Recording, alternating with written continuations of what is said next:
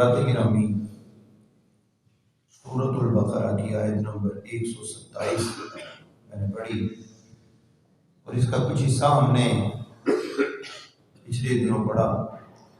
کہ اللہ فرماتا ہے اور جب حضرت ابراہیم اور حضرت اسماعیل دونوں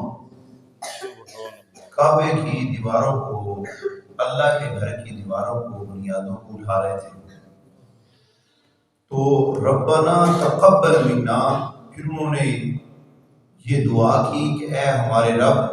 یہ جو ہم نے کیا ہے ہم سے قبول فرما لے۔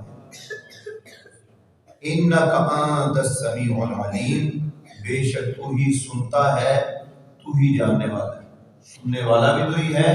اور جاننے والا بھی تو ہی ہے۔ تو یہاں پہ ایک چیز اور ہمیں پتہ چلتی ہے، ایک تو میں نے وہ ذکر کیا کہ 10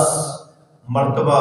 خانہ کعبہ کی تعمیر ہوئی اور یہ جو ذکر ہوا یہ 4تھی مرتبہ تعمیر کا ذکر ہے۔ یعنی جب حضرت ابراہیم علیہ السلام نے حضرت اسماعیل علیہ السلام نے تعمیر کی خانہ کعبہ کی تو یہ کون سا نمبر تھا؟ نمبر 4، 4تھا نمبر تھا حضرت ابراہیم علیہ السلام کا، انہوں نے تعمیر اس سے پہلے میں نے بیان کر دیا۔ کہا ربنا تقبل منا، اے اللہ ہم سے قبول فرما۔ یعنی پتہ یہ چلتا ہے کہ جب بھی کوئی بندہ کام کرے تو رب کی بارگاہ کے اندر دعا کرنی چاہیے، اور ایسے کام جب کوئی بندہ نیک کام کرتا ہے تو نیک کام کرنے کے بعد اللہ تعالیٰ دعاؤں کو قبول فرماتا ہے۔ تو جو دعا کی جاتی ہے ربنا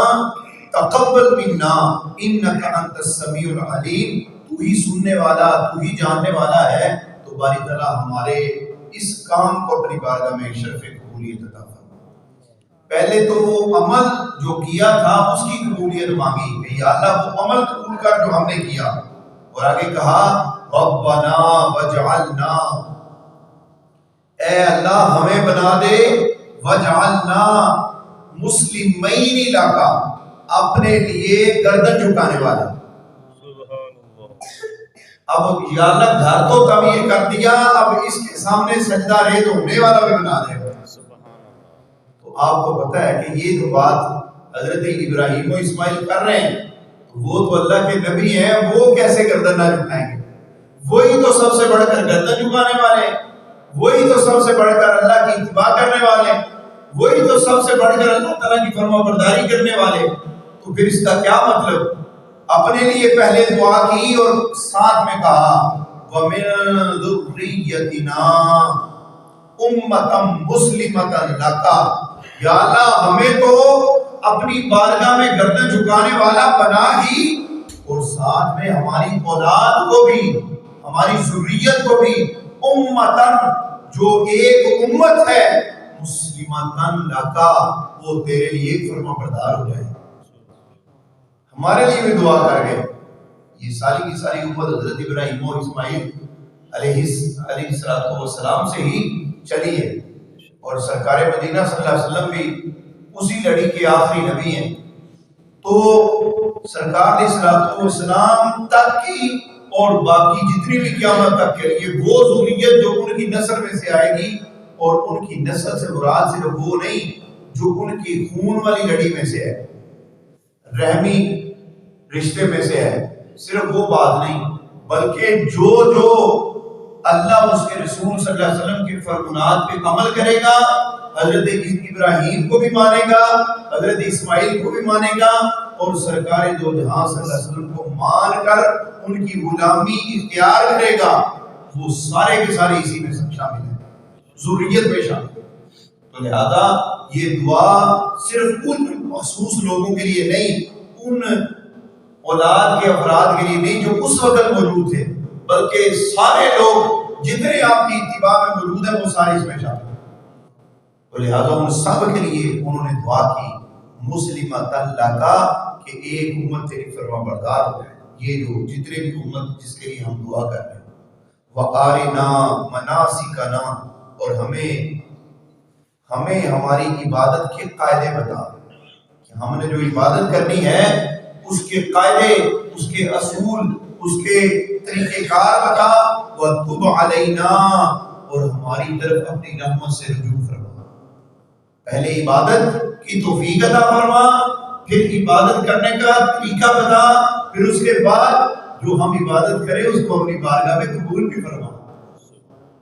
وَتُبْ عَلَيْنَا، اور ہم سے وہ قبول بھی فرما، توجہ بھی فرما ہے ہماری طرف رحمت کے ساتھ۔ اب یہاں پہ عبادت کے طریقے کی بات ہوئی ہے، تو عبادت کرنے کے طریقے میں فرق ہے۔ ہم بھی یہاں عبادت کرتے ہیں اور کچھ لوگ حرم میں بھی عبادت کرتے ہیں، اور عبادت کرنے کے انداز میں بھی فرق ہے۔ ہم بھی عبادت کرتے ہیں اور داتا صاحب بھی عبادت کرتے ہیں، ہم بھی نماز پڑھتے ہیں اور خواجہ معین الدین چشتی اجمیری بھی نماز پڑھتے تھے، اور ہم بھی نماز پڑھتے ہیں اور حضرت مولا علی بھی نماز پڑھتے تھے۔ نماز پڑھنی تو ہے، لیکن نماز میں کتنا خشوع ہے، کتنا خضوع ہے، کتنا اس کے اندر اللہ تعالیٰ کا خوف اور خشیت موجود ہے، یہ پتہ چلے گا۔ حج ہم بھی کرتے ہیں، لیکن حج صوفیاء بھی کرتے ہیں۔ حج ہم بھی کرتے ہیں، وہ بھی کرتے ہیں، عمرہ ہم بھی کرتے ہیں، وہ بھی کرتے ہیں، روزہ ہم بھی رکھتے ہیں، وہ بھی رکھتے ہیں، لیکن یہ جو عبادت کے طریقے ہیں،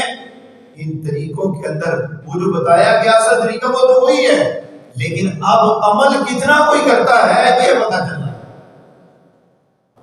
اندازہ لگائیے کہ عبادت میں فرق ہے، کعبے میں جانے کا فرق ہے، نیت کا فرق ہے۔ ہم بھی سارا کچھ کرتے ہیں، لیکن اللہ کے اولیاء بھی کرتے ہیں۔ ہمارے کرنے میں اور ان کے کرنے میں بڑا فرق ہے، تو لہذا اپنی نیتوں کو وہ روشنی اور وہ نور دیں، تاکہ وہ جب اللہ اس کے رسول صلی اللہ علیہ وسلم کی بارگاہ میں جائیں، یہ دنیاوی لذتیں نہ ہوں،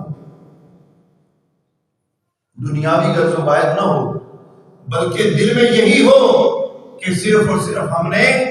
اللہ تعالیٰ کا اور اللہ کے محبوب صلی اللہ علیہ وسلم کا دیدار کرنا ہے۔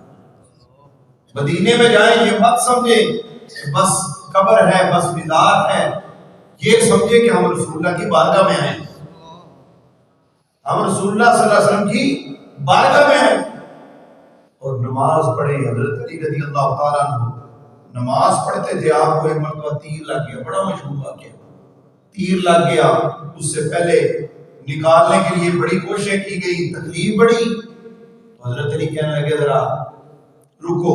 میں نماز پڑھتا ہوں، نماز کے دوران نکال دیتا ہوں۔ جب نماز شروع کی اور نماز مکمل کی تو کہا تیر نکال دیا،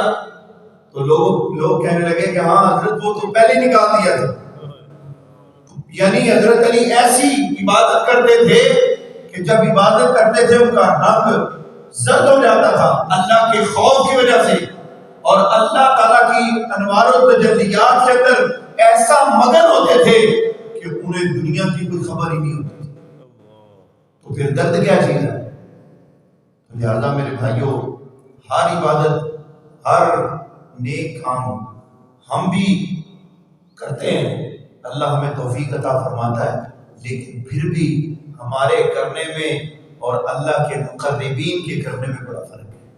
اللہ ہمیں ان کے طریقے پہ چلنے کی توفیق عطا فرمائے۔ آخر میں وہ جملہ انک انت التواب الرحیم، بے شک تو ہی توبہ قبول فرمانے والا مہربان ہے۔ تو یا اللہ ہماری طرف نظر رحمت فرما، ہمیں بھی وہ مناسک، وہ قاعدے، وہ اصول، وہ طریقے سکھا جو تم نے صوفیاء کو سکھائے، جو حضرت ابوبکر صدیق کو سکھائے، جو حضرت عمر فاروق کو سکھائے، جو حضرت عثمان غنی کو سکھائے، جو حضرت مولا علی کو سکھائے، جو حضرت ابو ہریرہ کو سکھائے، جو حضرت عبیدہ بن الجراح کو سکھائے، جو حضرت سعد بن ابی وقاص کو سکھائے، جو حضرت عبداللہ بن عباس کو سکھائے، اور جو حضرت زبیر بن العوام کو سکھائے، اور حضرت عبد الرحمن بن عوف کو سکھائے، یا اللہ ان طریقوں پہ ہمیں بھی چلنے کی توفیق عطا فرما۔ آمین۔